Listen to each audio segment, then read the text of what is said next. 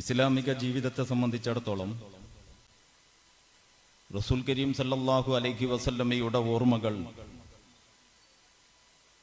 ഏതെങ്കിലും മാസവുമായിട്ട് ബന്ധപ്പെട്ടതല്ല. നിങ്ങൾക്കെല്ലാവർക്കും അറിയാം. അങ്ങനെ ബന്ധപ്പെടുത്തുന്നത് ഇസ്ലാമികമായി ശരിയല്ല എന്നും നമുക്ക് മനസ്സിലാക്കാവുന്നതാണ്. പക്ഷേ ഇങ്ങനെ ധാരാളം ചർച്ചകൾ നടക്കുന്ന ഒരു സാഹചര്യത്തിലാണ് നമ്മൾ ഉള്ളത് എന്നതുകൊണ്ട്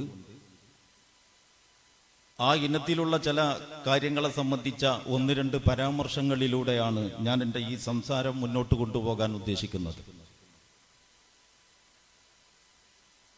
റബീഉൽ അവ്വൽ മാസത്തിന് മതപരമായ യാതൊരു പ്രത്യേകതയുമില്ല. അല്ലാഹു സുബ്ഹാനഹു വ തആല വിശുദ്ധ ഖുർആനിൽ 4 മാസങ്ങൾ പവിത്രങ്ങളാണ് എന്ന് പറഞ്ഞിട്ടുണ്ട്. ആ മാസങ്ങളിൽ ഒന്നിലും നിങ്ങൾക്ക് റബീഉൽ അവ്വൽ കാണാൻ കഴിയില്ല. വേറെ ഒരു മാസത്തെ അല്ലാഹു സുബ്ഹാനഹു വ തആല ഖുർആനുമായി ബന്ധപ്പെടുത്തി നമുക്ക് പരിചയപ്പെടുത്തുകയും ആ മാസത്തിലെ ഒരു രാവ് 1000 മാസങ്ങളെക്കാൾ ശ്രേഷ്ഠമാണെന്ന് പ്രഖ്യാപിക്കുകയും ചെയ്തിട്ടുണ്ട്. അത് റബീഉൽ അവ്വൽ മാസമല്ല.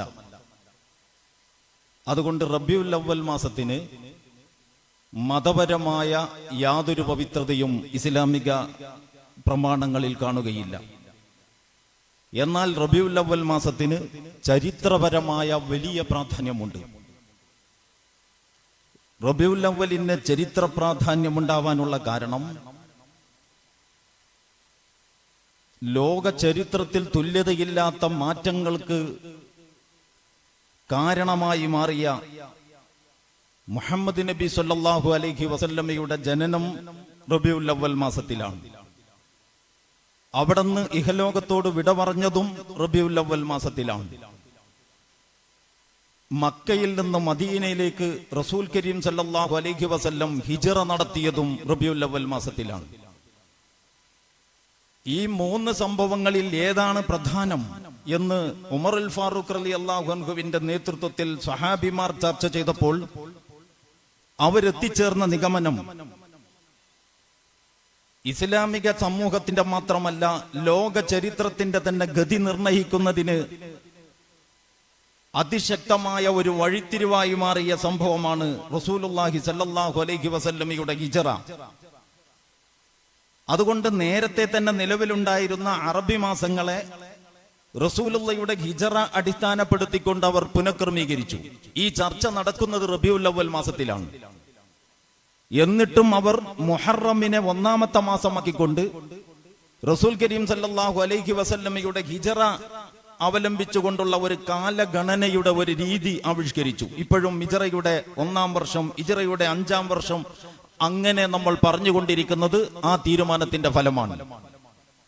അപ്പോൾ റബീഉൽ അവ്വൽ മാസത്തിന് മതപരമായ ഒരു സവിശേഷതയുമില്ല, ചരിത്രപരമായ ബമ്പിച്ച പ്രാധാന്യമുണ്ട്.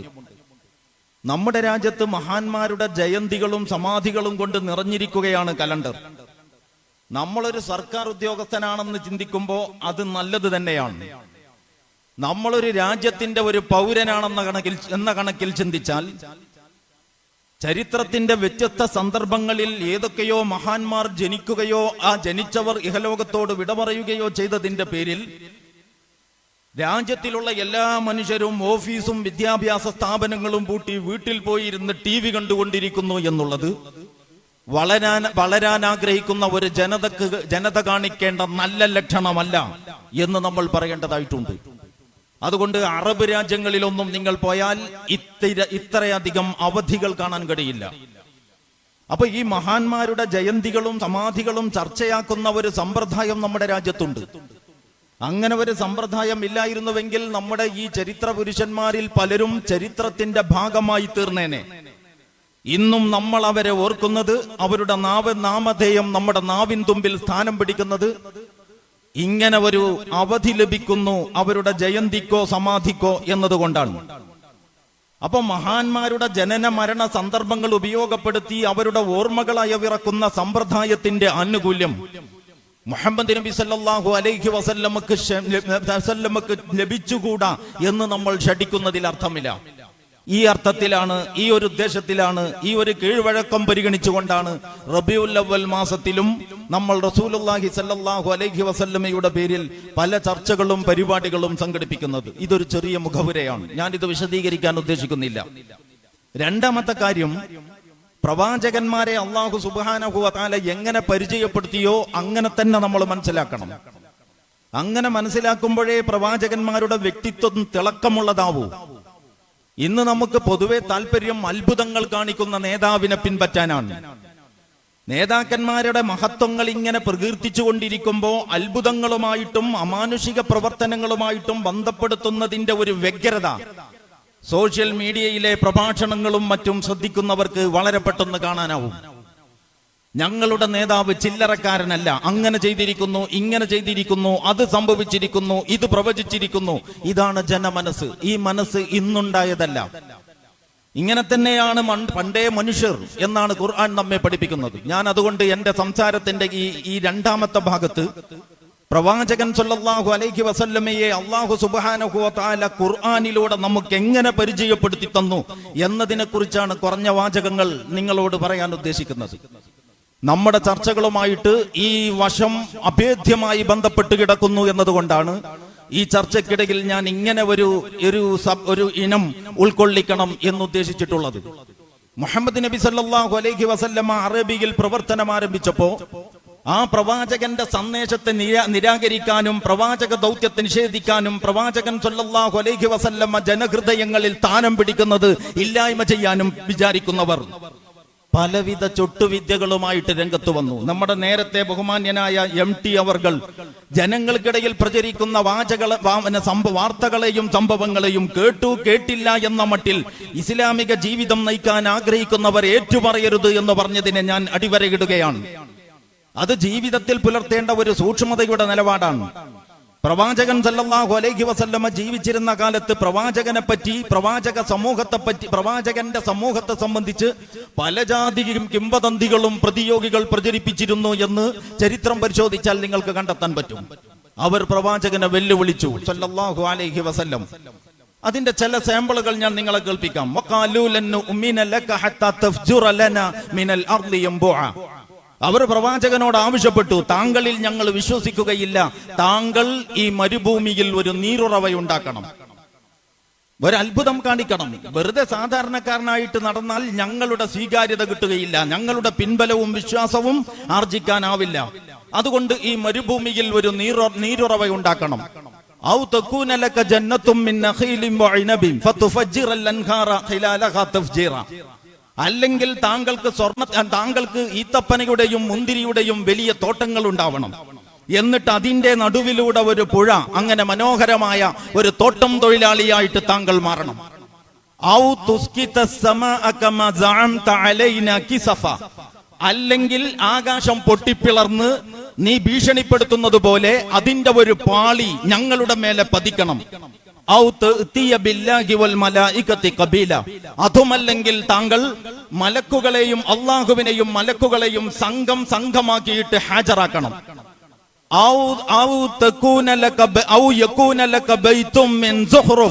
അല്ലെങ്കിൽ താങ്കൾക്ക് സ്വർണത്തിന്റെ ഒരു കൊട്ടാരം ഉണ്ടാവണം. അതുമല്ലെങ്കിൽ താങ്കൾ ആകാശത്തിലേക്ക് കയറിപ്പോകണം. കയറിപ്പോവാന്ന് പറയുമ്പോൾ മുമ്പ് പോയ മാതിരി പോയാൽ പറ്റൂല, അവർക്ക് പോയല്ലോ. ഞാൻ ഉദ്ദേശിക്കുന്നത് ഇസ്രാ ആണ് എന്ന് പറഞ്ഞാൽ മേറാജും. ഇസ്രാവും മേറാജും നടത്തിയ മാതിരി രാത്രി ഞാൻ ആകാശത്ത് പോയി എന്ന് പറഞ്ഞിട്ട് രാവിലെ വന്നാ പോരാ. ഇവര് പറയാണ്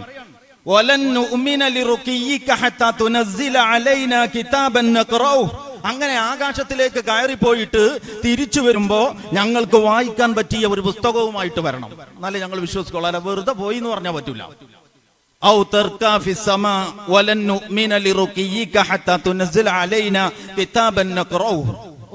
എന്തൊക്കെയാ നബിയോട് ഇവർ ആവശ്യപ്പെട്ടത്?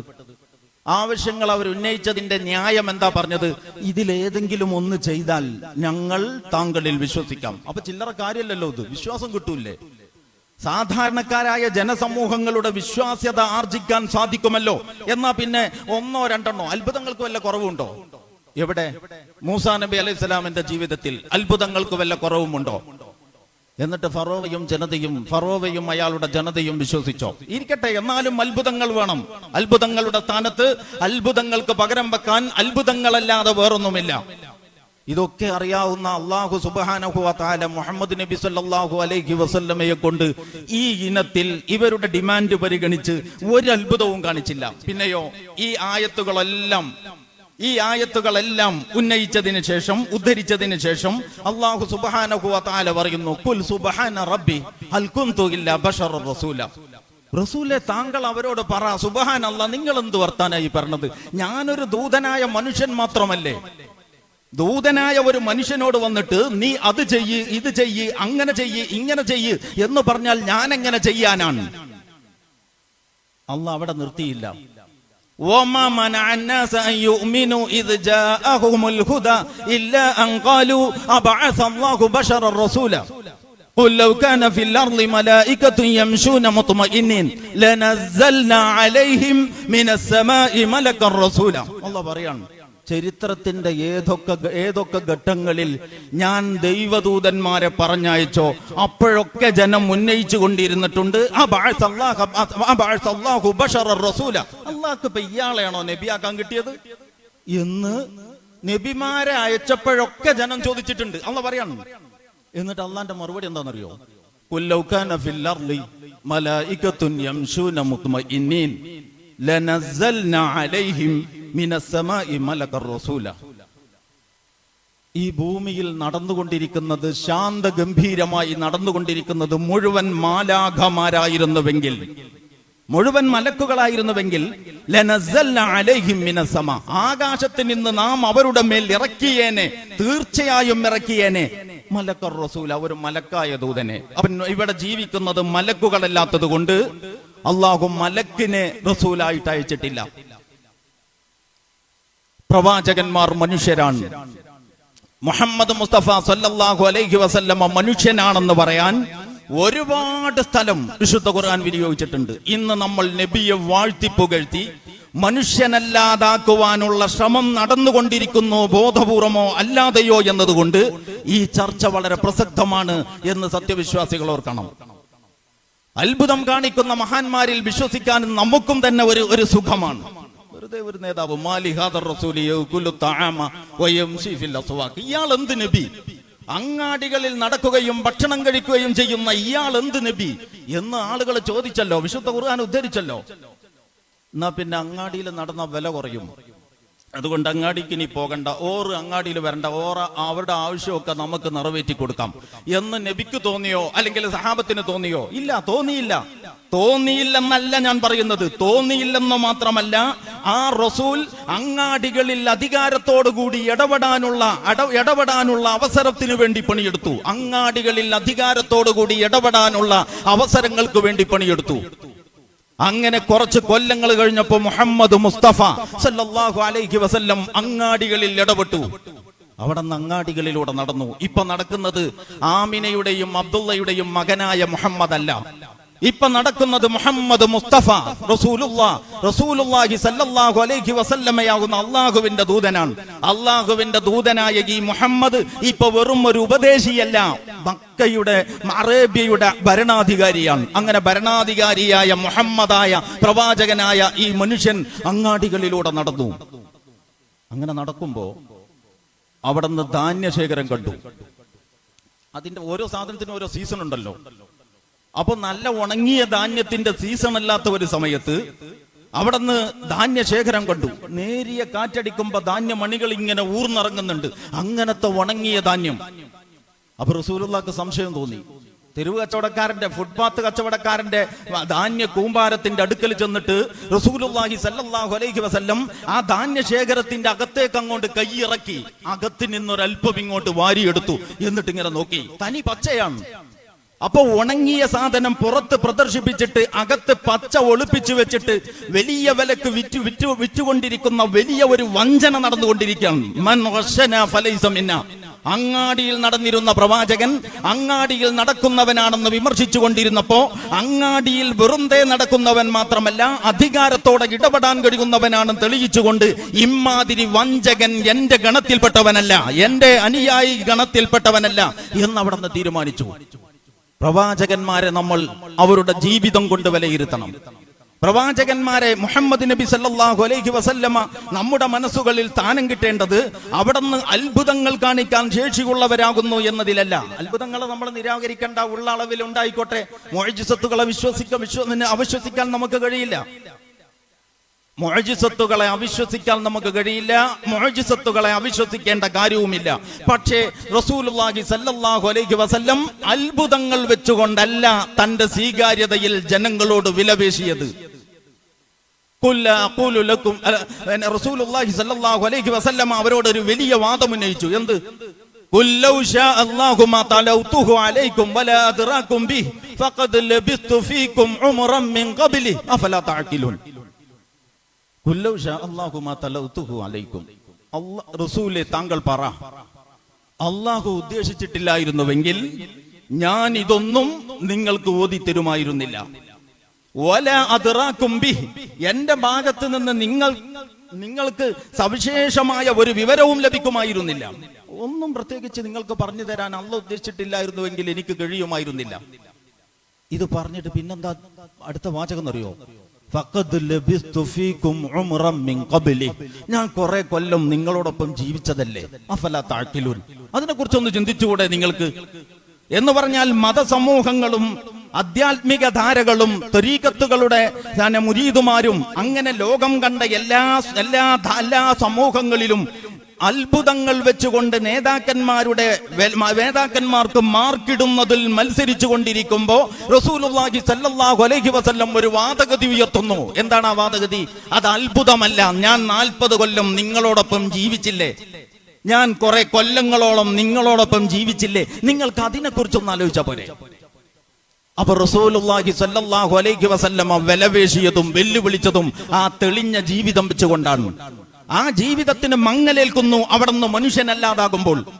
ഹിന്ദു സമൂഹം ശ്രീരാമനെ ആദരിക്കുന്നവരാണ്. ആദരിക്കുന്നവർ എന്ന് പറഞ്ഞാൽ പോരാ, ആരാധനാപരമായ ആദരവുള്ളവരാണ്. ശ്രീകൃഷ്ണനെയും അങ്ങനെ തന്നെയാണ്. ക്രൈസ്തവ സമൂഹം യേശുക്രിസ്തുവിനെ അങ്ങനെയാണ്. എന്ത് സംഭവിച്ചു?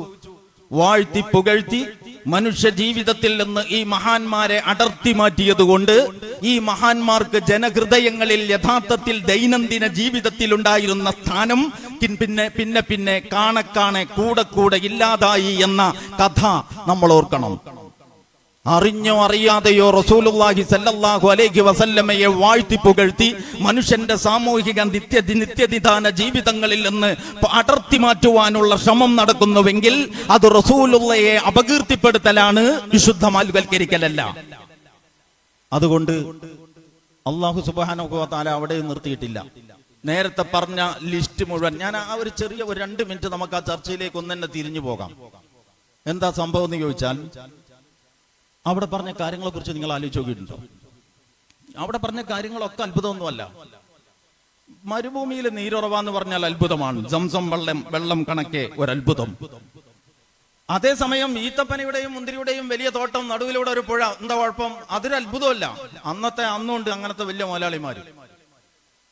സ്വർണത്തിന്റെ കൊട്ടാരം എന്ന് പറഞ്ഞാൽ യഥാർത്ഥത്തിൽ ഒരാൾ വിചാരിച്ചുണ്ടാക്കാൻ പറ്റിയതാണ്. അപ്പൊ സ്വർണത്തിന്റെ വീട് എന്ന് പറയുന്നത് അത്ഭുതമല്ല. ആകാശത്തേക്ക് കയറിപ്പോവുക, ആകാശം പൊട്ടിപ്പൊളിഞ്ഞിട്ട് ഒരു പാളി ഇവരുടെ നെറുന്തലേക്ക് ഇടുക, അല്ലെങ്കിൽ ഈ അള്ളാഹുവിനെയും മലക്കുകളെയും സംഘമാക്കിയിട്ട് ഹാജരാക്കുക, ഇതൊക്കെ അത്ഭുതമാണ്. അപ്പൊ ഈ പറഞ്ഞ ലിസ്റ്റിൽ അത്ഭുതങ്ങൾ അമാനുഷിക കർമ്മങ്ങൾ മാത്രമല്ല, വേറെ ചില സാധനങ്ങളും കൂടി സ്ഥാനം പിടിച്ചിട്ടുണ്ട്. ഇത് എല്ലാ കാലത്തും ജനമനസ്സുകളുടെ ഒരു പൊതുപ്രകൃതമാണ്. ഒന്നുകിൽ അത്ഭുതം കാണിക്കണം, അല്ലെങ്കിൽ നല്ല സാമ്പത്തിക ശേഷിയുള്ളവനാവണം. അത്ഭുതം കാണിച്ചാൽ കാശുണ്ടാക്കാം, കാശ് നേരത്തെ തന്നെ ഉണ്ടെങ്കിൽ പിന്നെ അത്ഭുതം ഇല്ലെങ്കിലും ഒത്തൊപ്പിച്ചു പോകാം. ഇത് രണ്ടും നിങ്ങൾക്ക് സമൂഹത്തിൽ കാണാം. അതുകൊണ്ട് ഞാൻ പറയുന്നത്, ഇത് എല്ലാ കാലത്തും മനുഷ്യരുടെ ഒരു പൊതു മനസ്സാണ്. നിങ്ങളിപ്പോ നല്ല മുത്തക്കിയായ ഒരു പണ്ഡിതൻ, നല്ല വിവരമുള്ള മനുഷ്യനാണ്, ജീവിതത്തിലും അങ്ങനെ തന്നെ. നമ്മളെ തിരൂർക്കാട് അങ്ങാടിയിൽ വന്നിട്ട് മാർക്കറ്റിൽ കയറി മത്സ്യം വാങ്ങി ഓട്ടോറിക്ഷയിലോ അല്ലെങ്കിൽ ബസ്സിലോ യാത്ര ചെയ്ത് വീട്ടിൽ പോയി, നമ്മൾ അയാൾക്കൊരു വില കൊടുക്കൂല. അയാളെ അവഗണിക്കുമെന്നല്ല, അയാൾക്ക് നമ്മുടെ മനസ്സിൽ ഒരു സ്ഥാനവും കിട്ടൂല.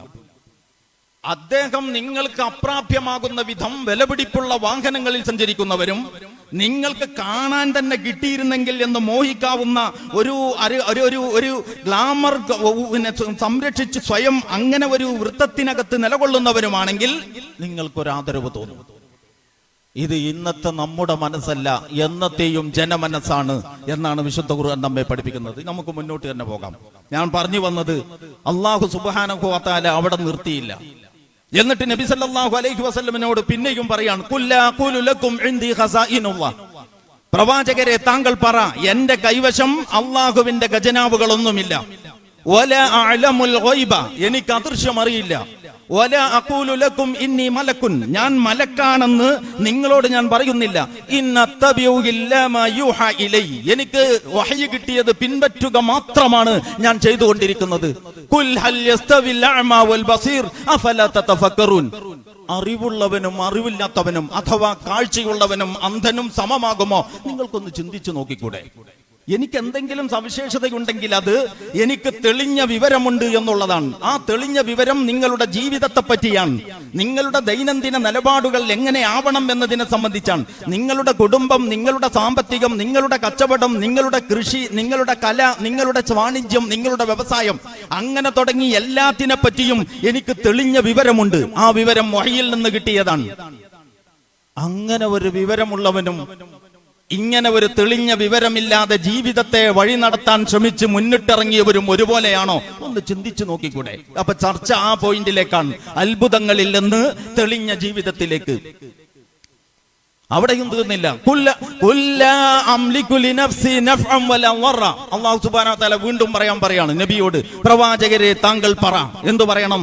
ലാ അംലികു ലിനഫ്സി നഫ്അൻ വലാ ദർറൻ ഇല്ലാ മാ ഷാ അല്ലാഹ്, അല്ലാഹു ഉദ്ദേശിച്ചാലല്ലാതെ ഞാൻ എന്റെ മേലെ ഒരു ഉപകാരമോ ഒരു ഉപദ്രവമോ സ്വന്തമായി ഉടമസ്ഥപ്പെടുത്തി വെച്ചിട്ടില്ല. വലൗ കുന്തു അഅലമുൽ ഗൈബ ലസ്തക്സർതു മിനൽ ഖൈർ, എനിക്ക് ഗൈബ് അഥവാ അദൃശ്യം അറിയാമായിരുന്നുവെങ്കിൽ എനിക്ക് ധാരാളമായിട്ട് ഖൈർ വർദ്ധിച്ചേനെ. എനിക്ക് അദൃശ്യം അറിയാമായിരുന്നുവെങ്കിൽ ധാരാളമായിട്ട് ഖൈർ വർദ്ധിച്ചേനെ. എന്താ ഖൈർ?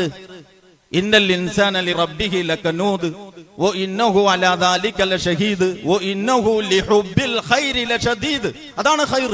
അപ്പോ മനുഷ്യന് ഈ സുഖ സൗകര്യങ്ങളോടും ജീവിത സംവിധാനങ്ങളോടുമുള്ള ഒരു സ്നേഹം അഗാധമായിട്ടുണ്ട്.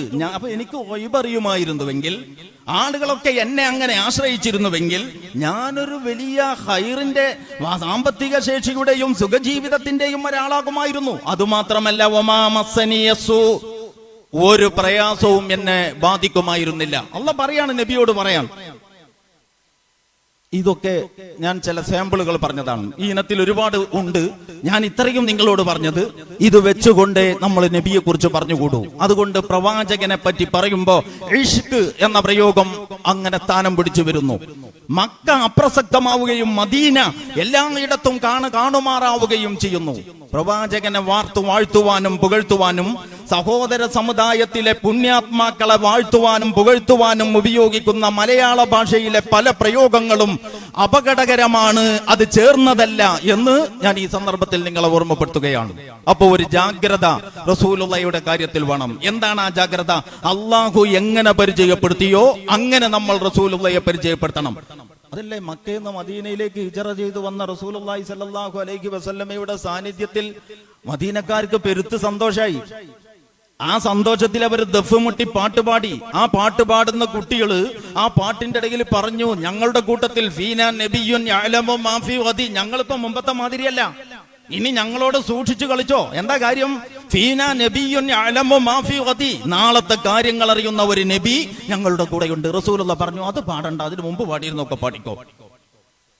അവിടുന്ന് ജീവിതത്തോട് വിട പറയുന്ന അവസാന സന്ദർഭത്തിൽ പനി മൂർച്ഛിച്ച് അങ്ങനെ വളരെ ക്ലേശകരമായ അവസ്ഥയിൽ കഴിഞ്ഞുകൊണ്ടിരിക്കുമ്പോ പലതവണ ആവർത്തിച്ചു പറഞ്ഞത്, മസീഹിന്റെ മറിയമിന്റെ മകൻ മസീഹിനെ അവരുടെ അനുചരന്മാർ വാഴ്ത്തിയതുപോലെ പരിധി വിട്ട് നിങ്ങൾ എന്നെ പുകഴ്ത്തരുത്.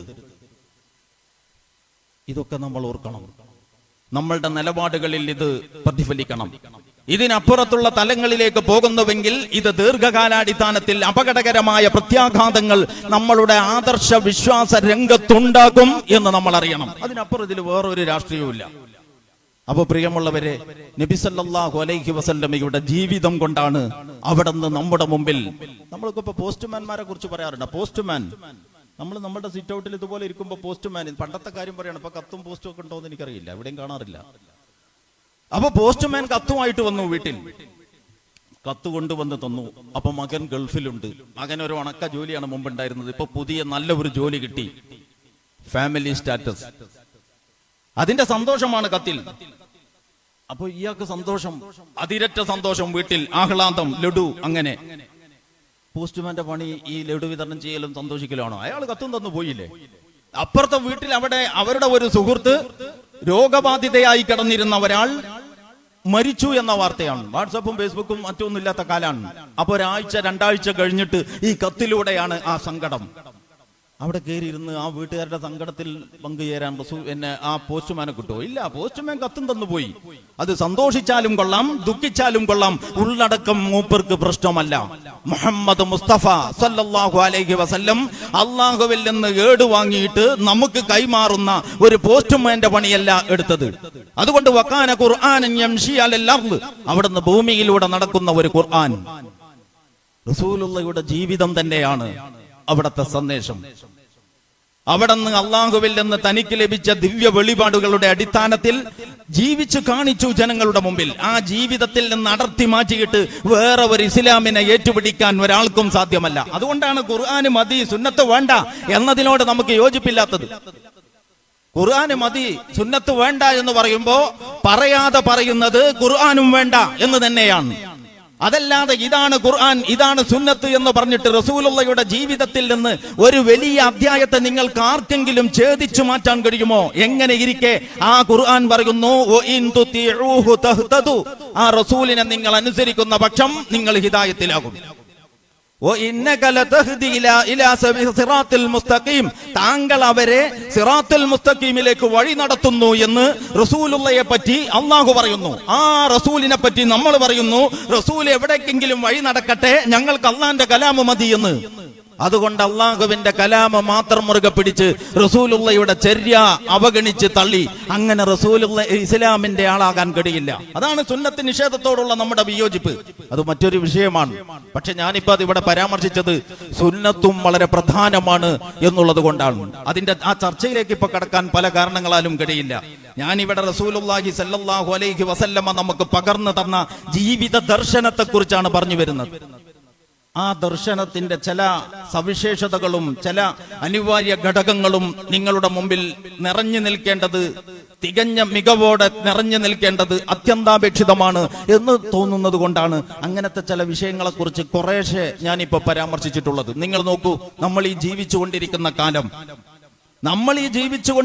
കാലം റസൂലുള്ളാഹി സല്ലല്ലാഹു അലൈഹി വസല്ലമ ജീവിച്ചിരുന്ന കാലത്തോട് വലിയ വ്യത്യാസമൊന്നുമില്ല.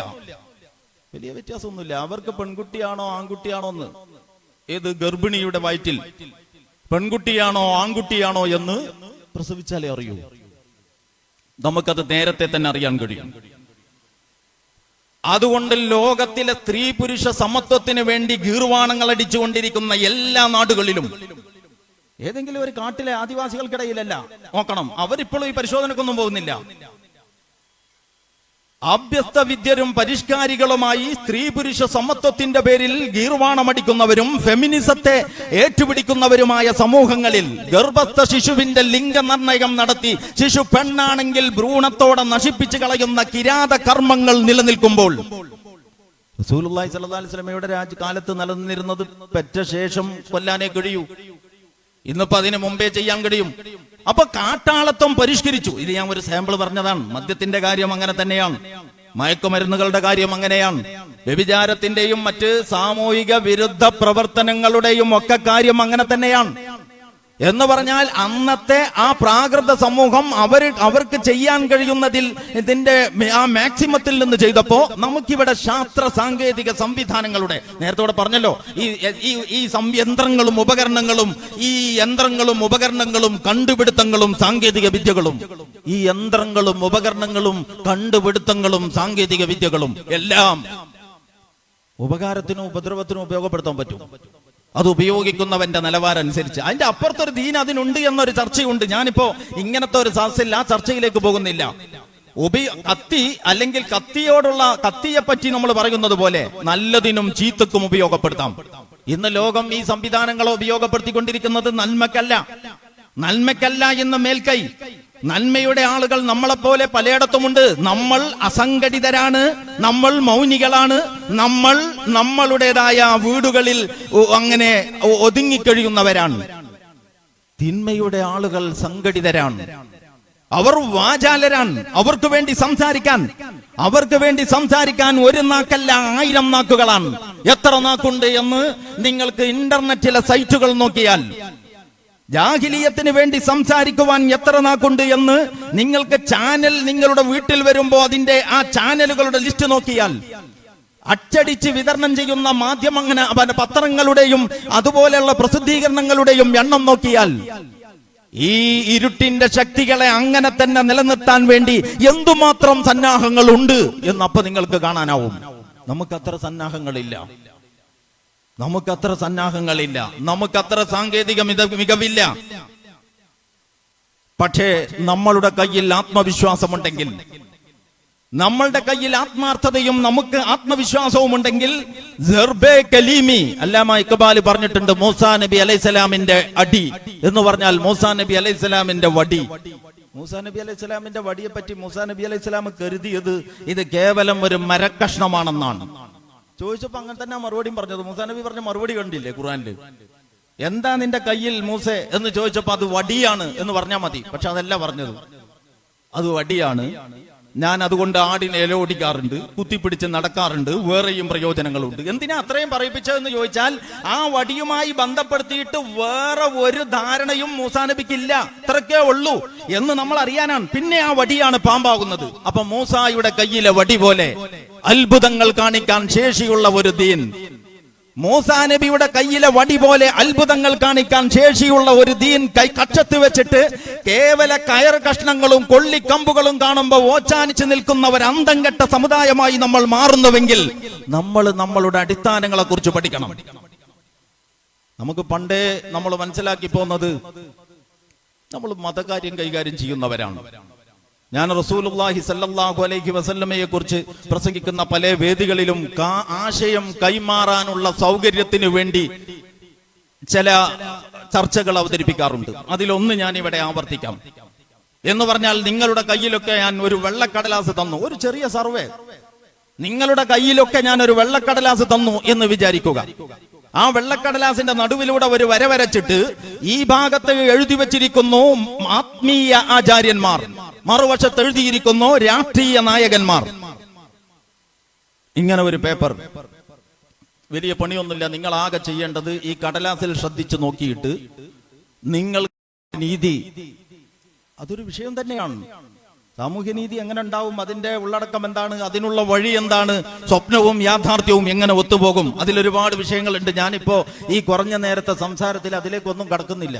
പക്ഷെ ഞാൻ പറയുന്നത്, അല്ലാഹു സുബ്ഹാനഹു വ തആല പരിചയപ്പെടുത്തിയ മുഹമ്മദുർ റസൂലുള്ളാഹ് എന്ന് പറയുന്ന ആ നേതാവുണ്ടല്ലോ, നിങ്ങൾ ആ കടലാസിന്റെ നടുവിൽ ആ കോളത്തിലും ഈ കോളത്തിലും നിറയുന്ന മട്ടിൽ, നിങ്ങൾ ആ കടലാസിന്റെ നടുവിൽ ആ കോളത്തിലും ഈ കോളത്തിലും നിറയുന്ന മട്ടിൽ മുഹമ്മദുർ റസൂലുള്ളാഹ് എന്ന് അവിടെ എഴുതി വെക്കേണ്ടി വരും. പാരമ്പര്യമായി നമ്മൾ കൊണ്ടു നടക്കുന്നതും പാശ്ചാത്യന്മാർ കണ്ടുപിടിച്ചതും മർമ്മമറിയാതെ നമ്മൾ ഏറ്റെടുത്തതുമായ ഒരു വാദഗതികളും റസൂലുള്ളാഹിക്ക് ചേരൂല. അതാണ് മുഹമ്മദ് മുസ്തഫ. ലിഇലാഫി ഖുറൈശ്, നമുക്കൊക്കെ സുപരിചിതമായ അധ്യായമാണ്. ലിഇലാഫി ഖുറൈശ് ഇലാഫിഹിം റിഹ്ലത ശിതാഇ വസ്സൈഫ്. അത് നല്ല വിഷയം. فليعبدوا رب هذه البيت الذي أطعمهم من جوع وآمنهم من خوف. അപ്പോ അവിടെ അല്ലാഹു സുബ്ഹാനഹു വ തആല ഭവനവുമായിട്ട്, ഞാൻ അതിന്റെ ആ മർമ്മത്തിലേക്ക് നിങ്ങളുടെ ശ്രദ്ധ ക്ഷണിക്കുകയാണ്. എന്താ പറയുന്നത്? അതുകൊണ്ട് അവർ ഈ ഭവനത്തിന്റെ നാഥന് ഇബാദത്ത് എടുക്കട്ടെ. എങ്ങനത്തെ നാഥൻ? അല്ലദീ അത്അമഹും മിൻ ജൂഅ് വആമനഹും മിൻ ഖൗഫ്. ആ നാഥൻ അവരുടെ വിശപ്പകറ്റി, ആ നാഥൻ അവർക്ക് മനസമാധാനം നൽകി. ബിഷപ്പിന്റെ പ്രശ്നം മതത്തിന്റെ പ്രശ്നമല്ലെന്ന് സിദ്ധാന്തിച്ചവർ മതങ്ങളെ മനസ്സിലാക്കിയിട്ടുള്ളൂ, ഇസ്ലാമിനെ പഠിച്ചിട്ടില്ല. മുഹമ്മദുർ റസൂലുള്ളാഹി സ്വല്ലല്ലാഹു അലൈഹി വസല്ലമ പഠിപ്പിച്ചു തന്ന ജീവിത ദർശനത്തെ കുറിച്ച് പറയുമ്പോൾ അതിന്റെ ഈ അവിഭാജ്യമായ അതിന് വിഭജിക്കാൻ കഴിയാത്ത പ്രകൃതം അത് വളരെ ഗൗരവപ്പെട്ട ഒരു പോയിന്റാണ്. മൈക്കിൾ എച്ച് ഹാർട്ട് ലോക ചരിത്രത്തിൽ most influenced personalities in world history ഒരുപാട് നമ്മൾ കേട്ടതാണ്. ഞാനൊരു പുതിയ വിവരമായിട്ട് പറയല്ല, ഈ ചർച്ചയുമായിട്ട് അത്രമേൽ ബന്ധമുള്ളത് കൊണ്ട് അത് നിങ്ങളെ ഓർമ്മപ്പെടുത്തുകയാണ്. എന്താ, ലോക ചരിത്രത്തിൽ ഏറ്റവും കൂടുതൽ സ്വാധീനം നേടിയ ആളുകളെ കുറിച്ച് നേരത്തെ ഞാൻ തന്ന മാതിരി ഒരു മിനി സർവേ ഒന്നുമല്ല, നല്ല ഒരു പഠനം. അതിൽ അദ്ദേഹം എഴുതി വെച്ചിരിക്കുകയാണ്, ഒന്നാമത്തെ ആൾ ദി പ്രോഫറ്റ് മുഹമ്മദ്. എന്താ കാര്യം? അദ്ദേഹം സത്യസന്ധനായിരുന്നു. ഇങ്ങനെ എന്തെങ്കിലും അരാഷ്ട്രീയമായ ഏതോ ഒരു വശം നോക്കിയിട്ടല്ല അങ്ങനെ പറയുന്നതിൽ ഗുണങ്ങൾക്ക് പ്രാധാന്യമുണ്ട്. ഗുണങ്ങളൊക്കെ അബൂജഹലും അംഗീകരിച്ചിട്ടില്ലേ? അബൂജഹൽ പറഞ്ഞില്ലേ, ലാ നുകദ്ദിബുക വലാകിൻ നുകദ്ദിബു മാ ജിഅത ബി. നീ കള്ളനാണെന്ന് ഞങ്ങൾക്ക് അഭിപ്രായമില്ല. ഞാൻ ഇതിനു മുമ്പ് കുറെ കാലം നിങ്ങളോടൊപ്പം ജീവിച്ചില്ലേ എന്ന ചോദ്യം ഉയർത്തുമ്പോ അതിന്റെ മുമ്പിൽ അവർ പരാജയപ്പെടും.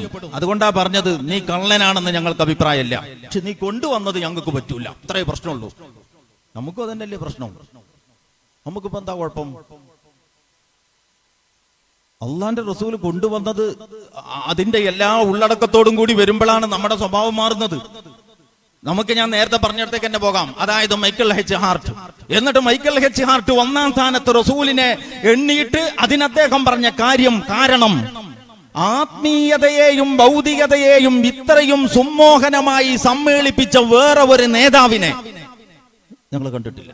ആത്മീയതയെയും ഭൗതികതയെയും ഇത്രയും സുമോഹനമായി സമ്മേളിപ്പിച്ച വേറെ ഒരു നേതാവിനെ അടിവരയിടേണ്ട കാര്യമാണത്. അതാണ് ഇസ്ലാമിക ദർശനത്തിന്റെ മുഖമുദ്ര. അവിടെ വിഭജനം അസാധ്യമാണ്.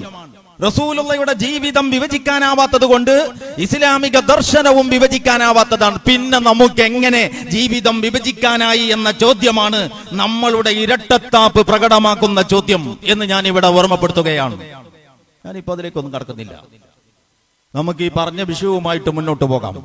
പ്രിയമുള്ളവരെ, ഞാൻ പറഞ്ഞു വന്നത് ഇന്നത്തെ കാലം കുറച്ചും കൂടി മുമ്പേ ഞാൻ നിങ്ങളോട് പറഞ്ഞു, 1400 കൊല്ലങ്ങൾക്ക് മുമ്പ് അറേബ്യയിൽ ഉണ്ടായിരുന്ന എല്ലാ തോന്നിയാസങ്ങളും ആധുനിക സാങ്കേതിക വിദ്യയുടെ അകമ്പടിയിൽ നടക്കുന്ന ഒരു പരിഷ്കരിച്ച് കാട്ടാളത്വത്തിലേക്ക് അതപ്പതിച്ചു പോയ ഒരു കാലം.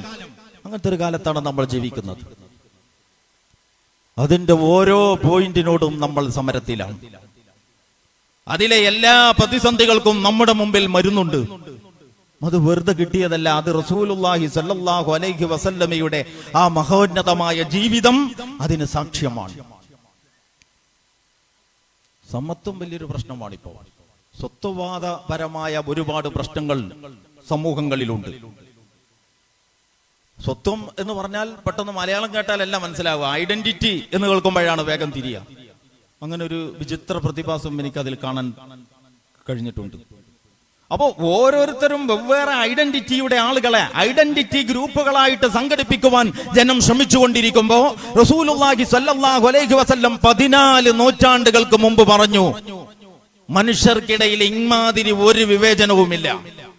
അവിടുന്ന് ഖുറൈശി പ്രമുഖനായ സിദ്ദീഖുൽ അക്ബറിനെയും കറുകറുത്ത കണ്ടാൽ അറപ്പ് തോന്നാവുന്ന കറുകറുത്ത ഉണക്കമുന്തിരിയില്ലേ, ഉണക്കമുന്തിരിയെ പോലെ മുടിയും മുഖവുമുള്ള ബിലാൽ, ആ ബിലാല് പറയുന്നുണ്ട്, ഞാൻ മുഹമ്മദിനെ കുറിച്ച് കേട്ടു, കാണണം എന്ന് ഞാൻ അങ്ങേയറ്റം ആഗ്രഹിച്ചു. യജമാനന്റെ അനുവാദം കിട്ടാത്തത് കൊണ്ട് പോകാൻ നിർവാഹമുണ്ടായില്ല. പിന്നെ അങ്ങനെ ആളുകൾ ഇറങ്ങി നടക്കുന്ന സമയത്ത് ഇറങ്ങി നടക്കാൻ പറ്റുന്ന വസ്ത്രമൊന്നും എനിക്കില്ല. ഈത്തപ്പനയുടെ തണ്ട് പിന്നെ കുത്തിച്ചതച്ചിട്ട് അതുകൊണ്ട് മെടഞ്ഞുണ്ടാക്കിയ ഒരു തരം കോണകം, അതാണ് ആകെയുള്ള വസ്ത്രം. പക്ഷെ മറ്റൊരു സൗകര്യമുണ്ട്, എന്റെ തൊലിയുടെ നിറവും കൂരിരുട്ടിന്റെ കളറും ഏകദേശം ഒരുപോലെ ആയതുകൊണ്ട് നഗ്നത വല്ലാതെ വെളിപ്പെടൂല. അങ്ങനെ ഒരു രാത്രിയിൽ ഞാൻ മുഹമ്മദിനെ തേടിപ്പോയി സല്ലല്ലാഹു അലൈഹി വസല്ലം. മുഹമ്മദ് ഇരിക്കുന്നു എന്ന് കേട്ടറിഞ്ഞ ആ ദിക്കിലേക്ക് ഞാൻ പുറപ്പെട്ടു. പോയി ഒരു സ്ഥലത്തെത്തിയപ്പോ അവിടെ ഒരു കൊച്ചു കുടില് കണ്ടു. ആ കൊച്ചു കുളിലിനകത്ത് ആൾപെരുമാറ്റം കേട്ടു. അരണ്ട വെളിച്ചം ഈ ഈത്തപ്പനപ്പട്ടകളുടെ ഇടയിലൂടെ അങ്ങനെ പുറത്തേക്ക്. ഞാൻ ആ വീടിന്റെ കൊച്ചു കുടിലിന്റെ അടുത്ത് നിന്നിട്ട് ചെറിയ ഒരു ശബ്ദമുണ്ടാക്കി. ആരാണത് എന്നകത്ത് നിന്ന് ചോദ്യമുയർന്നു. ഉമ്മയ്യത്തിന്റെ അടിമയായ ബിലാൽ. സ്വന്തം മേൽവിലാസല്ല, നോക്കണം. ഉമ്മയ്യത്തിന്റെ അടിമയായ ബിലാലാണിത് എന്ന് ഞാൻ പുറത്തു നിന്ന് പതിയെ പറഞ്ഞു. കടന്നു വരൂ എന്നോട് ആവശ്യപ്പെട്ടു. അവിടെ ചാരിവെച്ച ഈത്തപ്പനപ്പട്ട കൊണ്ട് കെട്ടിയുണ്ടാക്കിയ വാതിൽ പതുക്കെ തള്ളി തുറന്നിട്ട് ഞാൻ കുനിഞ്ഞ് ആ കൊച്ചു കുടിലിന്റെ അകത്തേക്ക് കടന്നു. അപ്പോ അവിടെ നിലത്ത് ചമ്രം പടിഞ്ഞിരിക്കുന്ന ഒരു മനുഷ്യൻ എന്നെ കണ്ടപ്പോൾ ആ ഇരിക്കുന്നിടത്ത് നിന്ന് എഴുന്നേറ്റു. മാസങ്ങളായിട്ട് ഒട്ടകത്തിന്റെ തൊഴുത്തിൽ ഒട്ടകത്തിന്റെ കാട്ടത്തിന്റെയും മൂത്രത്തിന്റെയും കൂടെ കിടന്നതിന്റെ ഫലമായി ദുഷിച്ചു മുഷിഞ്ഞ എന്റെ ശരീരം, എന്റെ വിയർപ്പിന്റെ ഗന്ധവും കൂടിയ ഈ മുഷിഞ്ഞ ശരീരത്തെ അവിടെ ഇരുന്ന ആ മനുഷ്യൻ എഴുന്നേറ്റ് പതിയെ നടന്നു വന്ന് എന്നെ മുറുക്കി അണച്ചു പിടിച്ചു. അന്നാണ് ജീവിതത്തിൽ ആദ്യമായിട്ട് ഒരാൾ എന്റെ ശരീരത്തെ മറ്റൊരാളുടെ ശരീരത്തോട് ചേർത്ത് പിടിച്ചത് എന്ന് ബിലാൽ പറയുന്നുണ്ട്.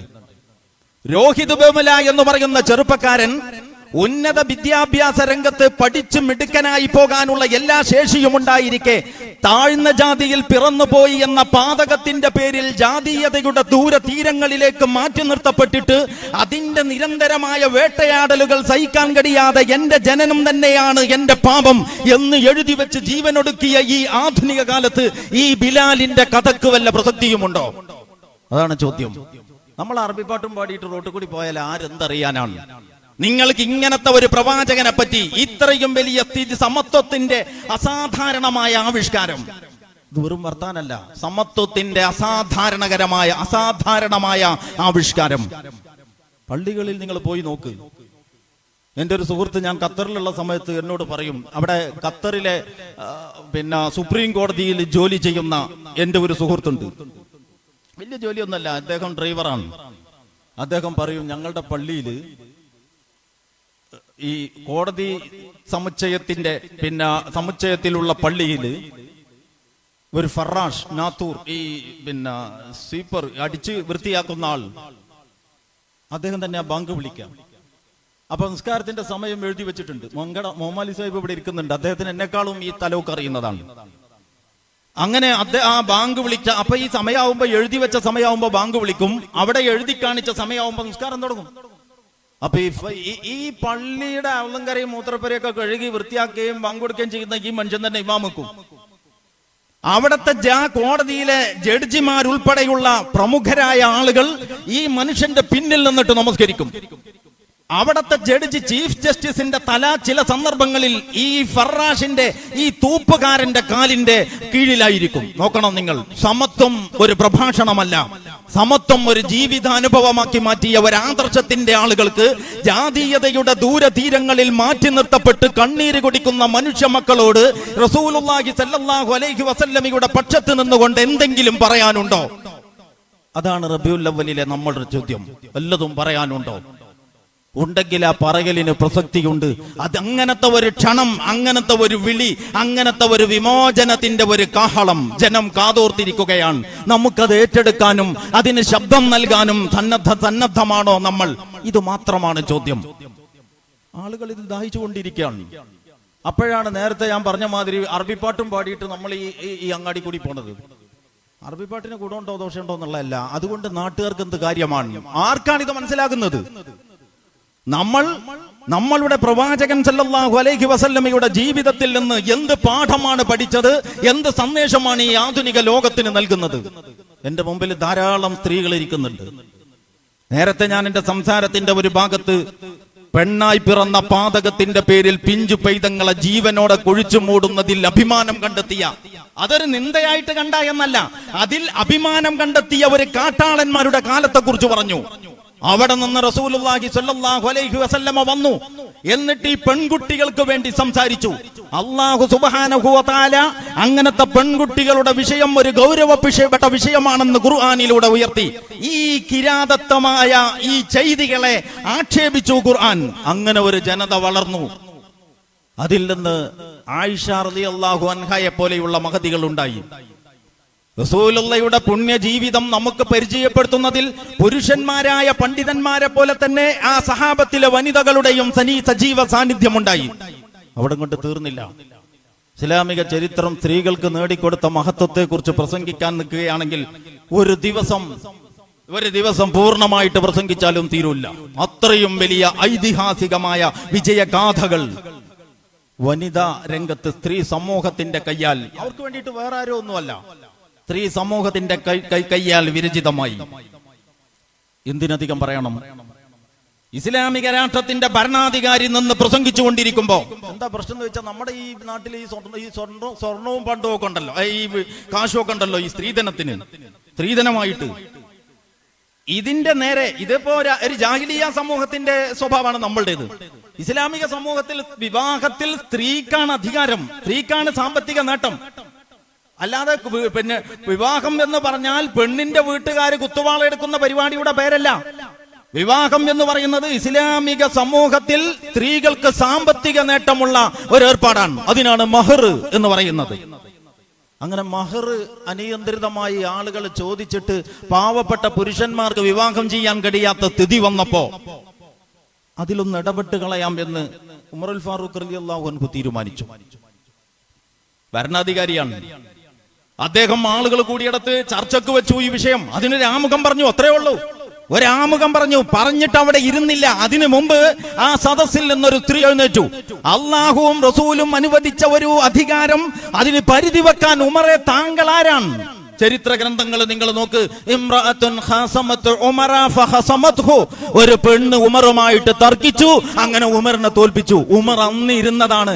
ഒരു ഉമറും ഇന്നോളം അതിനു വേണ്ടി പിന്നെ എഴുന്നേറ്റിട്ടില്ല.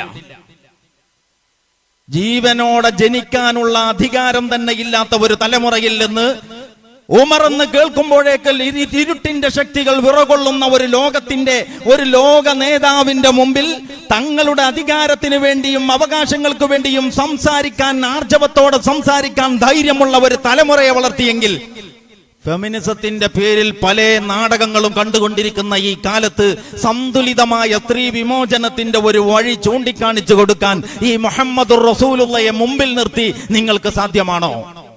അതാണ് മറ്റൊരു വിഷയം. ശബരിമലയിലെ പ്രശ്നം നമ്മുടെ മുമ്പിലുണ്ട്. മീ ടു ക്യാമ്പയിൻ വേറെ നടക്കുന്നുണ്ട്. മീ ടു ക്യാമ്പയിൻ നടക്കുന്നത് വലിയ സ്ത്രീ പുരുഷ സമത്വത്തിന്റെ അസാധാരണമായ മഹത്വങ്ങൾ പ്രകീർത്തിച്ചുകൊണ്ടിരിക്കുന്നിടത്ത് നിന്നാണ്, അല്ലാതെ വേറെ എവിടെ നിന്നുമല്ല.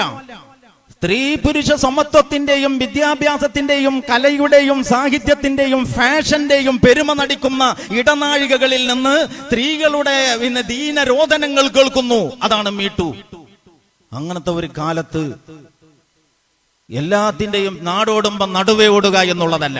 അപ്പൊ സ്ത്രീക്ക് ഇസ്ലാം ചില മര്യാദകൾ പഠിപ്പിച്ചു. അത് സ്ത്രീക്കുള്ള മര്യാദകൾ എന്ന് പറഞ്ഞാൽ അവൾക്കുള്ള നിയന്ത്രണങ്ങളല്ല, അവൾ തിരിച്ചറിയാതെ പോയ മഹത്വം അവളെ ഓർമ്മപ്പെടുത്തിയതാണ്. ഈ തിരൂർക്കാട് അങ്ങാടിയിൽ തിരിച്ചറിയാതെ പോയ മഹത്വം അവളെ ഓർമ്മപ്പെടുത്തിയതാണ് എന്ന് ഞാൻ പറഞ്ഞത് ഒരുപക്ഷെ എല്ലാവർക്കും മനസ്സിലാവില്ല.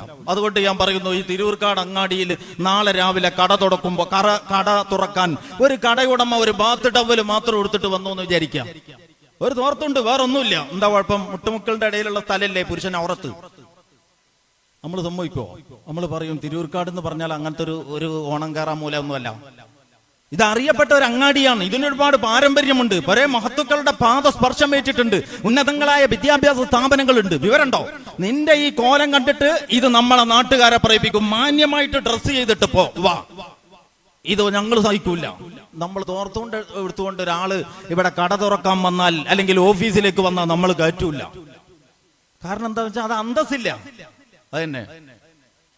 അയാൾ വീട്ടിൽ പോയിട്ടൊരു കള്ളിത്തുണിയും കയ്യില്ലാത്തൊരു ബനിയനും കൂടി ആയിട്ട് വന്നാലോ? ഇതൊക്കെ കഴിഞ്ഞ നൂറ്റാണ്ടിൽ ജനിച്ച് മരിച്ചു പോണ്ട സാധനമാണ്. ഇതൊക്കെ എങ്ങനെ ഇപ്പൊ അവസാനിച്ചത് എന്നതാണ് നമ്മുടെ പ്രശ്നം.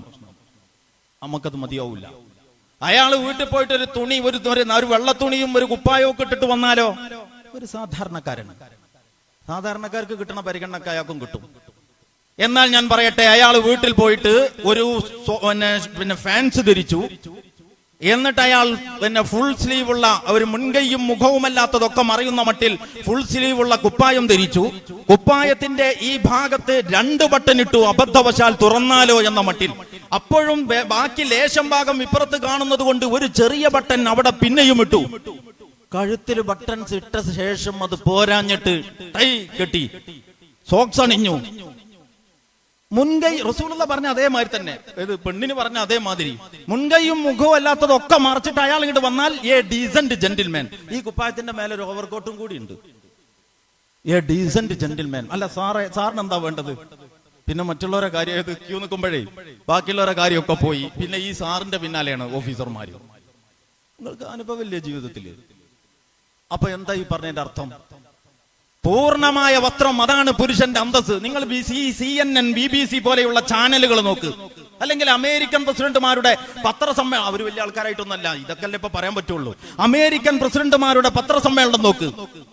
ബർമുഡ ഇട്ടിട്ട് പത്രസമ്മേളനത്തിന് വരുമോ? ഇല്ല. മുൻകൈയും മുഖവും അല്ലാതെ ബാക്കിയെല്ലാം മറച്ചിട്ടല്ലാതെ യൂറോപ്യന്റെ അല്ലെങ്കിൽ പാശ്ചാത്യന്റെ ഒരു പുരുഷനെയും നിങ്ങൾ കാണില്ല. അതാണ് ഡീസന്റ്. ഏത് ഒഫീഷ്യലായിട്ട് വരുന്നിടത്തൊക്കെ, ഔദ്യോഗികമായി പ്രത്യക്ഷപ്പെടുന്നിടത്തൊക്കെ മുൻകൈയും മുഖവുമല്ലാത്ത എല്ലാം മറച്ചിട്ടല്ലാതെ ഒരു പുരുഷനെയും നിങ്ങൾ കാണില്ല. അതാണ് ഡീസന്റ്, അതാണ് അന്തസ്. ഈ അന്തസ് സ്ത്രീക്ക് കൂടി കിട്ടട്ടെ എന്ന് ആധുനിക ലോകത്തോട് 1400 സംവത്സരങ്ങൾക്ക് മുമ്പ് മുഹമ്മദ് മുസ്തഫ അതൊരു അന്തസ്സുള്ള വേഷമായിട്ട് അഭിമാനപൂർവ്വം സ്ത്രീകൾ ഏറ്റെടുക്കണം. എന്നിട്ട് ഈ വേഷവിധാനങ്ങളെ വികൃതമാക്കുന്നത് പുരുഷ മേധാവിത്വത്തിന്റെ വ്യഭിചാര മനസ്ഥിതികളാണെന്ന് നിങ്ങൾ തിരിച്ചറിയണം. എല്ലാ ദുരിതങ്ങളുടെയും കാരണം ഈ സാംസ്കാരിക വ്യക്തിത്വം കളഞ്ഞുകുളിക്കാനുള്ള ശ്രമങ്ങളാണ് എന്ന് സ്ത്രീ സമൂഹത്തിൽ നിന്ന് ശബ്ദമുയരണം. അതുകൊണ്ട് നമ്മൾ പ്രതിരോധത്തിലാവേണ്ട ഒരു കാര്യവുമില്ല. നിങ്ങൾക്ക് ആരെയും കടന്നാക്രമിക്കാം, നിങ്ങൾക്ക് ആർജവമുണ്ടെങ്കിൽ. പണ്ട് ഫ്രൻസിന്റെ എന്ന് പറഞ്ഞാൽ ഫ്രഞ്ച് പാർലമെന്റിന്റെ കുറെ പഴയ കഥയാണ്. ഫ്രഞ്ച് പാർലമെന്റിന്റെ പാർലമെന്റിന്റെ ഒരു അസാധാരണ യോഗം കൂടി കുറെ നീണ്ട കാലത്തിന് ശേഷം. എന്തിനാണെന്നറിയോ? ശിരോവസ്ത്രം നിയമം മൂലം നിരോധിക്കാൻ. അതിനാണ്, വേറെ ഒന്നിനുമല്ല. ശിരോവസ്ത്രം നോക്കണം എന്തൊക്കെ പ്രശ്നങ്ങളുണ്ട് രാജ്യത്ത്. എന്നിട്ട് ഒരു കൂട്ടരൊക്കെ കൂടി യോഗം കൂടിയിരിക്കുകയാണ്. 2 പാർലമെന്റിന്റെ 2 സഭകൾ, നമുക്കുണ്ടല്ലോ 2 സഭ, ഇതേമാതിരിയുള്ള 2 സഭകൾ ദീർഘകാലത്തിന് ശേഷം ഒന്നിച്ചു കൂടിയിരിക്കുകയാണ്. എന്തിനാണെന്നറിയോ? ഈ സ്ത്രീകളുടെ ശിരോവസ്ത്രം പൊതുസ്ഥലങ്ങളിൽ നിയമം മൂലം നിരോധിക്കാൻ. അന്നത്തെ പ്രസിഡന്റ് നിക്കോളായ് സർക്കോസി അതിനുവേണ്ടി ആമുഖം നടത്തി. അങ്ങനെ പ്രമേയം പാസാക്കി, ബില്ല് പാസായി. അമ്മാതിരി എന്തും വേഗം പാസ്സാവും. പാസ്സായി. കുറെ പാസ്സായിട്ട് അധികം കഴിഞ്ഞില്ല. അപ്പോഴാണ് തവക്കുൽ കർമാൻ, സമാധാനത്തിന് നോബൽ സമ്മാനം കിട്ടിയ തവക്കുൽ കർമാൻ ഫ്രഞ്ച് പാർലമെന്റിന്റെ ഈ 2 സഭകളും സമ്മേളിച്ച അതേ കെട്ടിടത്തിന്റെ വരാന്തയിൽ ഫ്രഞ്ച് ഭരണാധികാരികളോടൊപ്പം മക്കന ധരിച്ചുകൊണ്ട് തന്നെ നിൽക്കുന്ന ഫോട്ടോ ലോകം കണ്ടു. എന്ന് പറഞ്ഞാൽ ആ പാസാക്കിയ നിയമത്തെയൊക്കെ മറികടക്കാനുള്ള ശേഷി ഈ വനിത നേടി എന്നതാണ്. എന്റെ മുമ്പിൽ പഠിക്കുന്ന ഒരുപാട് പെൺകുട്ടികൾ ഉള്ളത് കൊണ്ടാണ് ഞാൻ ഈ വശത്തിലേക്ക് ലേശം കടന്നത്. കൂടുതൽ പറയാൻ ഇവിടെ സമയമില്ല. നിങ്ങൾ പഠിക്കുകയാണെങ്കിൽ, നിങ്ങൾ കഴിവ് നേടുകയാണെങ്കിൽ, നിങ്ങൾ നിങ്ങളുടെ ദീനിൽ അഭിമാനം കണ്ടെത്തുകയാണെങ്കിൽ, നിങ്ങൾ നിങ്ങളുടെ ദീനിന്റെ അടിത്തറകളിൽ നിങ്ങളുടെ സ്വഭാവചര്യകളെ മാറ്റിപ്പണിയാൻ സന്നദ്ധമാണെങ്കിൽ, നിങ്ങൾക്ക് കാലത്തിന്റെ മുമ്പിൽ നടക്കാൻ മാത്രമല്ല നിങ്ങളെ ചരിത്രത്തിന്റെ ചവറ്റുകൊട്ടയിലേക്ക് തള്ളിയിടാൻ ശ്രമിക്കുന്ന ഏത് പ്രതിലോമ ശക്തികളെയും തിരിച്ചടിക്കാൻ കഴിയും എന്ന് ഞാൻ ഇവിടെ ഉറപ്പ് നൽകുകയാണ്. അതാണ് മുഹമ്മദ് മുസ്തഫ സല്ലല്ലാഹു അലൈഹി വസല്ലമ നമുക്ക് നൽകിയ ശേഷി. ഞാനിത് അവസാനിപ്പിക്കുകയാണ് ഒരു ചെറിയ വശത്തെക്കുറിച്ച് കൂടി കുറഞ്ഞ വാചകങ്ങൾ പറഞ്ഞുകൊണ്ട്. നമ്മൾ വുളൂ ചെയ്യുമ്പോൾ ഹൗദിലൊക്കെ കണ്ടിട്ടില്ലേ ചില ആളുകൾ ഹൗദ് ഇങ്ങനെ കോരി മറിക്കും. ഒരു 10 പ്രാവശ്യം കോരി മറിച്ചിട്ടാണ് പിന്നെ ലേശം വെള്ളം എടുത്തിട്ട് ഇയാൾ കഴുകുന്നത്. കഴുകിയോടെ തന്നെ പിന്നെ കഴുകലാണ്. റസൂലുള്ളാഹി സ്വല്ലല്ലാഹു അലൈഹി വസല്ലം നടന്നു പോകുമ്പോൾ സഅദ് റളിയല്ലാഹു അൻഹു അത്ര വലിയ കഴുകലൊന്നല്ല, എന്നാലും ഒരു വുളൂ റസൂലുള്ള കണ്ടു. എന്തൊരു ദൂർത്താണ് സഅദ് ഇത്. അപ്പൊ അദ്ദേഹം ചോദിച്ചു, നമ്മളെ മാതിരി എന്ത് കേട്ടാലും ഇങ്ങനെ മിണ്ടാതിരിക്കൂല. അദ്ദേഹം ചോദിച്ചു, അല്ല ഒളൂവിലും ദൂർത്തുണ്ടോ? അതെ. അത് ഒഴുകുന്ന ഒരു പുഴയിൽ നിന്നായാലും ശരി എന്ന് പറഞ്ഞാൽ അത്യാവശ്യമുള്ള വെള്ളേ ഒളൂന് എടുക്കാൻ പാടുള്ളൂ എന്ന്. ഇയാളിപ്പോ ഇതിന്റെ ഇടയിൽ എങ്ങനെ ഈ ഒളൂന്റെ വെള്ളത്തിലെത്തിയത് എന്ന് ചിന്തിക്കുന്ന ആളുകൾ ഉണ്ടാവും. ഞാൻ പറയാൻ പോകുന്നേ ഉള്ളൂ, ശ്രദ്ധിക്കുമ്പോ മനസ്സിലാവും. എന്ന് പറഞ്ഞാൽ വുളുവിന് അത്യാവശ്യമുള്ള വെള്ളമേ എടുക്കാൻ പാടുള്ളൂ. അതേ മുഹമ്മദ് മുസ്തഫ സല്ലല്ലാഹു അലൈഹി വസല്ലം ഒരിക്കൽ പറഞ്ഞു, ഇദാ ഖാമത്തിസ് സാഅ വഫീ യദി അഹദികും ഫസീല. എന്ന് പറഞ്ഞാൽ എന്താ വിഷയം എന്ന് ചോദിച്ചാൽ, അന്തിമകാഹളത്തിൽ ഊതപ്പെട്ടു. ഇവിടുന്നൊക്കെ പോയി, ലോകം അവസാനിക്കാൻ പോവുകയാണ്. അന്തിമകാഹളത്തിൽ ഊതപ്പെട്ട് കഴിഞ്ഞു. നിങ്ങളുടെ കയ്യിൽ ഒരു ചെടിയുണ്ട്, ഒരു തൈ. നിങ്ങൾക്കത് നടാൻ കഴിയുമെങ്കിൽ അത് നടാതെ വിടരുത്. എന്താ ഈ പറഞ്ഞൊക്കെ? അന്തിമകാഹളത്തിൽ ഊതപ്പെട്ട ശേഷവും നിങ്ങളുടെ കയ്യിൽ ഒരു ചെടി ഉണ്ടെങ്കിൽ, ഇനിയിപ്പോ എന്തിനാന്ന് വിചാരിച്ചിട്ട് വലിച്ചെറിയരുത്. ആരാ പറഞ്ഞത്? അള്ളാന്റെ റസൂല് 1400 സംവത്സരങ്ങൾക്ക് മുമ്പ്. നടാൻ കഴിയുമെങ്കിൽ നിങ്ങൾ അത് നടാതെ വിടരുത്. എന്താ സംഭവം എന്നറിയോ? ഈ 2 ഹദീസുകളും 2 ഹദീസുകളല്ല. ഈ 2 ഹദീസുകളും വലിയ 2 അധ്യാപനങ്ങളുടെ തലവാചകങ്ങളാണ്. ഒന്നാമത്തെ വിഷയം, പ്രകൃതിയിലെ വിഭവങ്ങൾ നമ്മൾ ഇങ്ങോട്ടെടുക്കുകയാണ്. വിഭവങ്ങൾ എടുക്കാൻ ഏറ്റവും അനിവാര്യമായ വിഷയമാണ് വുളു. അപ്പോ പ്രകൃതിയിലെ വിഭവങ്ങൾ എടുക്കാൻ ഏറ്റവും അത്യാവശ്യം അനുവദിക്കപ്പെട്ട ഒരു വിഷയത്തിലാണെങ്കിൽ പോലും പ്രകൃതിയിൽ നിന്ന് വിഭവങ്ങൾ എടുക്കുമ്പോൾ അത്യാവശ്യത്തിന് വേണ്ടത് എടുക്കാവൂ എന്ന ഒരു വലിയ പാഠമാണ് ആ ഹദീസ്. രണ്ടാമത്തെ ഹദീസ് ഈ ആവാസ വ്യവസ്ഥയെ അങ്ങോട്ട് പരിപോഷിപ്പിക്കലാണ്, തൈ നടലാണ്, മരം വെച്ചുപിടിപ്പിക്കലാണ്, അള്ളാഹുവിന്റെ ഈ സൃഷ്ടിഘടനയെ താളം തെറ്റിക്കാതെ നിലനിർത്തലാണ്. ഫത്തഖുല്ലാഹ വഅതിഊൻ വലാ തുതിഉ അംറൽ മുസ്രിഫീൻ അല്ലദീന യുഫ്സിദൂന ഫിൽ അർളി വലാ യുസ്ലിഹൂൻ. നിങ്ങൾ അള്ളാഹുവിനെ സൂക്ഷിക്കണം, എന്നെ അനുസരിക്കണം. വലാ തുതിഉ അംറൽ മുസ്രിഫീൻ, ധൂർത്തരുടെ വഴി നിങ്ങൾ പിൻപറ്റരുത്. അല്ലദീന യുഫ്സിദൂന ഫിൽ അർളി വലാ യുസ്ലിഹൂൻ. അവർ നാട്ടിൽ ഒരു ഗുണം ഉണ്ടാക്കൂല, അവർ കുഴപ്പം മാത്രമേ ഉണ്ടാക്കുള്ളൂ. ഇദാ തവല്ല സഅ ഫിൽ അർളി ലിയുഫ്സിദ ഫീഹാ വയുഹ്ലികൽ ഹർസ വന്നസ്ൽ വല്ലാഹു ലാ യുഹിബ്ബുൽ ഫസാദ്. ഇങ്ങനെ ചില ആളുകളുണ്ട്. അല്ലാഹ് പറയാണ്, അവർക്ക് ഭൂമിയിൽ അധികാരം കിട്ടിയാൽ 1400 നേരത്തെ ഇവിടെ ആയത്ത് ഓതിയിട്ട് നമ്മുടെ ബഹുമാന്യനായ MT പറഞ്ഞല്ലോ, നമ്മളൊക്കെ കണ്ടിട്ട് ഇന്നലെ കണ്ട് ഇറങ്ങിയതാന്ന് തോന്നുന്നു. എല്ലാ ആയത്തിനെയും അങ്ങനെ തോന്നും. ഏത് ജീവഗന്ധിയായ പ്രശ്നങ്ങളിലുള്ള അള്ളാഹുവിന്റെ ഓരോ ഇടപെടലും ഇപ്പൊ നമ്മുടെ ജീവിതത്തിൽ ഇടപെട്ടതാണെന്ന് തോന്നും. അതാണ് അമാനുഷികത. അതുകൊണ്ട് അള്ളാഹ് പറയാൻ, ഇദാ തവല്ല സഅ ഫിൽ അർളി ലിയുഫ്സിദ ഫീഹാ വയുഹ്ലികൽ ഹർസ വന്നസ്ൽ. അവർക്ക് അധികാരം കിട്ടിയാൽ അവർ അതിവേഗം ബഹുദൂരം മുന്നോട്ട് പോകും. ലിയുഹ്ലികൽ ഹർസ വന്നസ്ൽ, വിളകളെയും തലമുറകളെയും നശിപ്പിക്കാൻ. അന്തക വിത്തുകൾ, നമ്മളിപ്പോ മത്തി, മത്സ്യം ഉൾപ്പെടെയുള്ള സാധനങ്ങളിലെ മാരക വിഷം എന്നല്ലേ നമ്മളിപ്പോ വായിച്ചുകൊണ്ടിരിക്കുന്നത്. മനുഷ്യന്റെ അകത്തേക്ക് പോകുന്നത് പരിശോധിക്കാൻ ഇവിടെ വല്ല സംവിധാനം ഉണ്ടോ? ഇല്ലല്ലോ. അങ്ങനെ നിങ്ങൾ ആലോചിച്ച് നോക്കിയിട്ടുണ്ടോ? മനുഷ്യന്റെ അകത്തേക്ക് പോകുന്നത് എന്താന്ന് പരിശോധിക്കാൻ ഒരു സംവിധാനം ഇല്ല. പുറത്തേക്ക് പോകുന്നതിന്റെ പിന്നാലെയാണ് എല്ലാവരും. രക്തം, കഫം, മലം, മൂത്രം എന്ന് പറഞ്ഞിട്ട്. ഈ അകത്തേക്ക് പോകുന്നത് വ്യവസ്ഥാപിതമായി പരിശോധിക്കുവാൻ സംവിധാനങ്ങൾ ഉണ്ടായിരുന്നുവെങ്കിൽ പുറത്തേക്ക് പോകുന്നതിന്റെ പിന്നാലെ ഇങ്ങനെ കൂടേണ്ടി വരുമായിരുന്നില്ല എന്ന് പലപ്പോഴും എനിക്ക് തോന്നാറുണ്ട്. ഇപ്പോഴൊക്കെ നമ്മൾ എവിടെ പോകുന്നത് നമുക്ക് ഓർമ്മ ഉണ്ടാവും. അന്തിമകാഹളത്തിൽ ഊതപ്പെട്ടാൽ തേയ്, അതാണ് വിഷയം. എന്ന് പറഞ്ഞാൽ ആവാസ വ്യവസ്ഥയുടെ പരിപാലനം. ഞാൻ അതിലേക്ക് തന്നെ പോകാണ്, നമ്മുടെ സമയം അതിക്രമിച്ചിട്ടുണ്ട്. ആവാസ വ്യവസ്ഥയുടെ പരിപാലനം. അപ്പോ ഒന്നാമത്തെ ഹദീസ്, ആദ്യം പറഞ്ഞ ഹദീസ് ഈ പ്രകൃതി വിഭവങ്ങളുടെ ഉപയോഗമാണ്, ഇങ്ങോട്ടെടുക്കലാണ്. ഇങ്ങോട്ടെടുക്കുന്ന കാര്യത്തിലുള്ള അസാധാരണമായ ജാഗ്രതയാണ്. അത്യാവശ്യത്തിന് വേണ്ടത് എടുക്കാവൂ, വുളൂവിനായാൽ പോലും എന്നുള്ള പാഠം. രണ്ടാമത്തെ ഹദീസ് ഈ ആവാസ വ്യവസ്ഥയെ പരിപോഷിപ്പിക്കുന്നതിനെ പറ്റിയാണ്.